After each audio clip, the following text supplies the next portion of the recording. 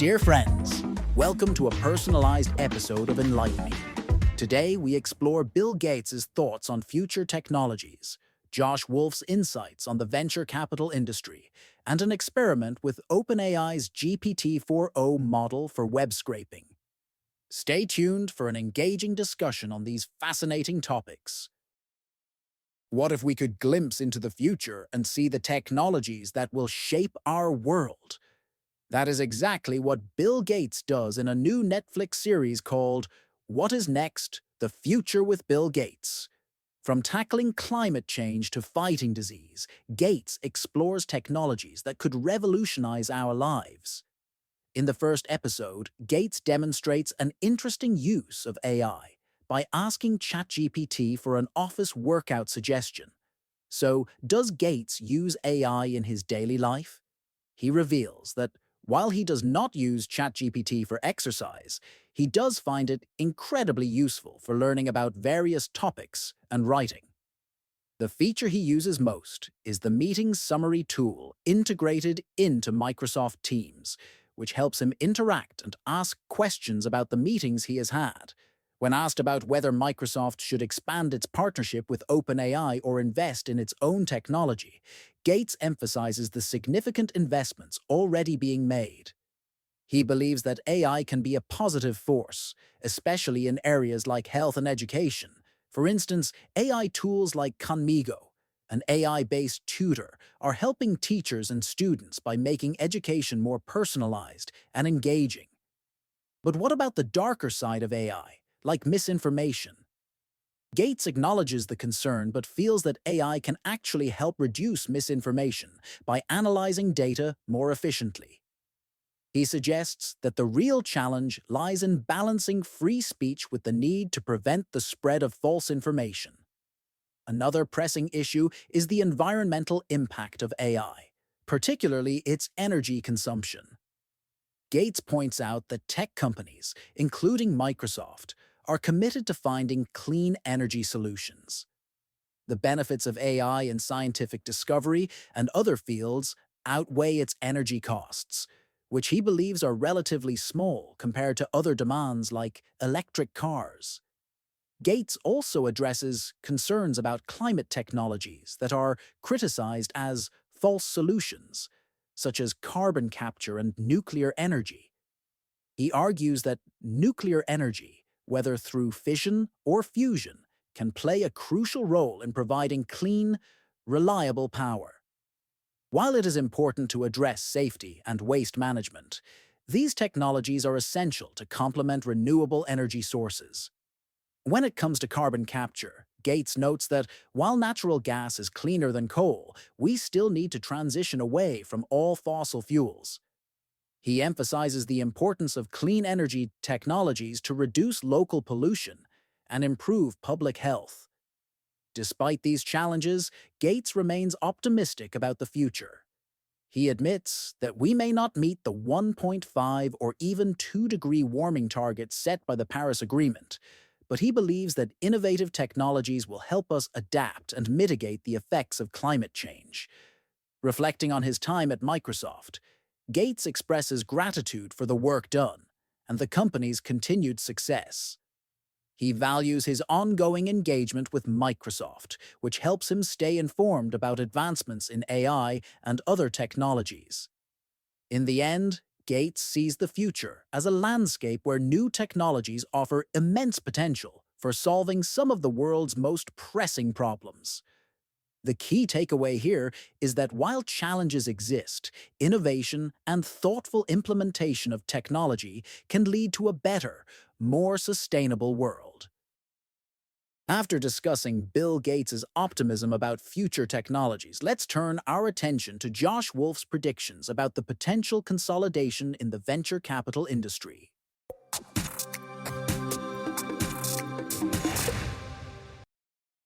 Is venture capital at risk of extinction?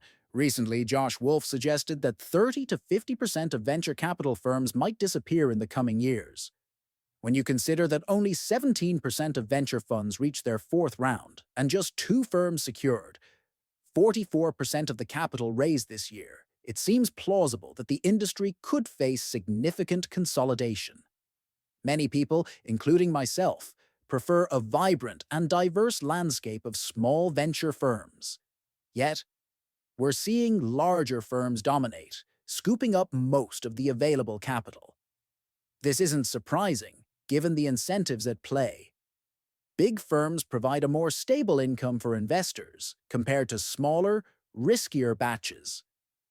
The large allocators and LPs, limited partners, are keen to invest in these big names because they've delivered substantial returns over the past 2 decades. Emerging managers, those who run new and smaller funds, feel pressured to mirror the strategies of these big firms.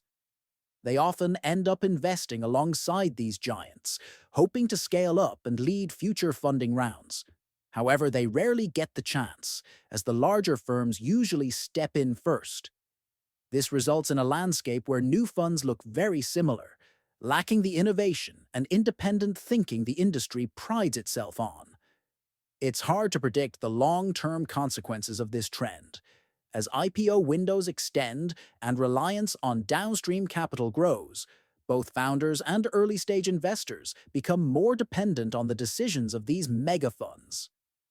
If the industry continues to follow this path, smaller firms might become mere extensions of larger ones, losing their independence. Some argue that no one is to blame, as everyone is acting according to their incentives. However, if these trends continue, venture capital as we know it may cease to exist. The industry could evolve into something resembling large asset managers like BlackRock, rather than maintaining its current form. The Darwinian approach, as Charlie Munger might suggest, involves questioning what we believe to be true today and being open to invalidating those beliefs. Historically, the venture ecosystem has relied on tried-and-true practices. This has led to a concentration of capital in large funds, which then reinvest in similar strategies. This pattern could lead to an extinction event for smaller firms, similar to how a foreign predator can disrupt an ecosystem. Unlike real estate or public markets, where small investors can find niche opportunities, venture capital requires significant downstream funding. This could mean that only the biggest firms survive unless there's a push for greater diversification in both capital and thought. I urge both LPs and emerging managers to adopt a Darwinian approach. They should question their current beliefs and explore new practices that could foster greater diversity in the ecosystem. A decade ago, I moved to Chicago to prove that billion-dollar companies could be found outside Silicon Valley, and I succeeded. This shows that new models can work. As the venture landscape evolves, will emerging managers and seed funds continue to align with deep-pocketed partners, or will they need to find new strategies to succeed? The industry must adapt to thrive or risk losing the craft nature of venture capital altogether. Now let's move on to discuss an experiment with OpenAI's GPT-4o model and its performance in web scraping structured data from HTML tables.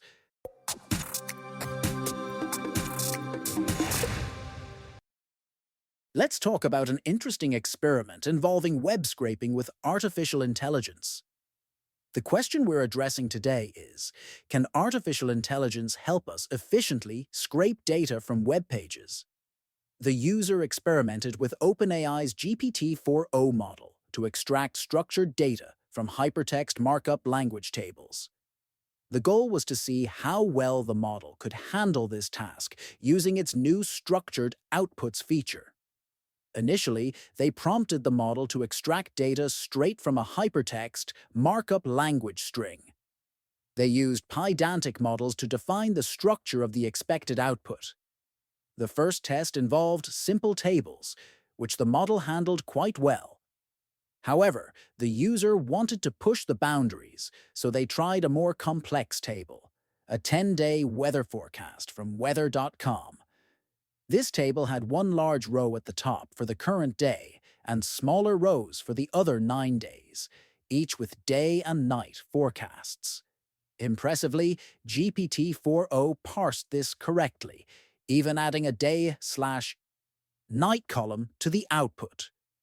But not all experiments were successful.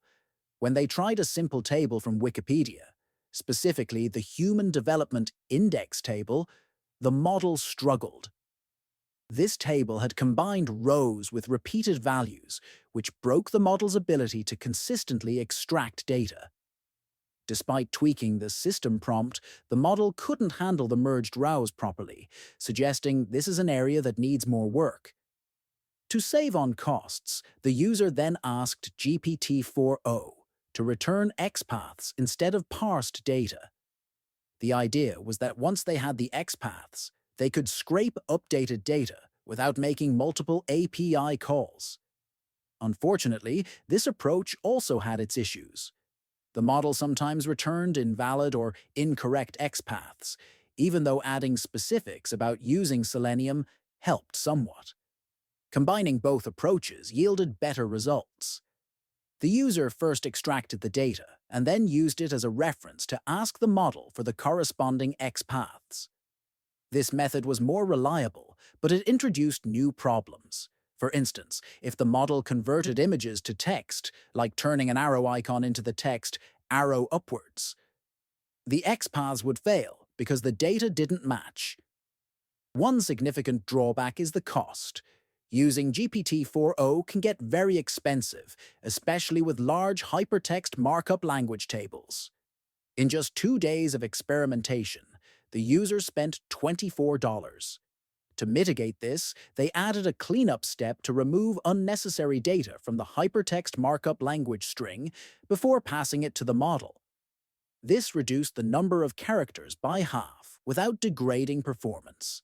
In conclusion, while the extraction quality of GPT-4o was impressive, the cost and some technical limitations pose challenges. Despite these hurdles, the experiment shows potential for artificial intelligence-assisted web scraping tools. For those interested, a demo is available on Streamlit, and the source code can be found on GitHub. Artificial intelligence has the potential to revolutionize web scraping, but it's essential to weigh the costs and address the technical challenges.